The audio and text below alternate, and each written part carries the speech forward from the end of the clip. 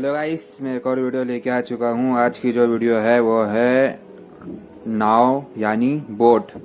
एक बोट मैंने ड्रॉ करा हूँ। ये ऑटोमेटिकली मैंने बोट ड्रॉ करा हूँ और ये मैंने बनाया तो खुद ही हूँ। ड्रॉ तो मैंने खुद ही करा हूँ, लेकिन मैंने ऑटोमेटिकली मतलब ड्रॉ करा हूँ। ये खुद से मैंने ड्रॉ करा हूँ और लेकिन ज़्यादा 1 मिनट के अंदर यानी 1 या 1.5 मिनट के अंदर मैंने इसको ड्रॉ कर दिया हूँ। और मैंने इसको कैसा ड्रॉ करा हूँ, ये डिज़ाइन आपको कैसा लग रहा है बोट का, आप मुझे बताओ।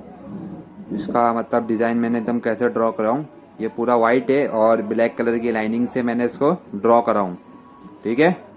और अभी देखो ऐसा कंप्लीट बनते हुए आ रहा है। एकदम स्टाइलिश मैंने बोर्ड बनाया है, एकदम मतलब यूनिक, एकदम स्टाइलिश और एकदम लग्जरीज। तो आप लोग ये वीडियो देखो। मैं आपको मिलता हूँ नेक्स्ट वीडियो में, तब तक के लिए बाय।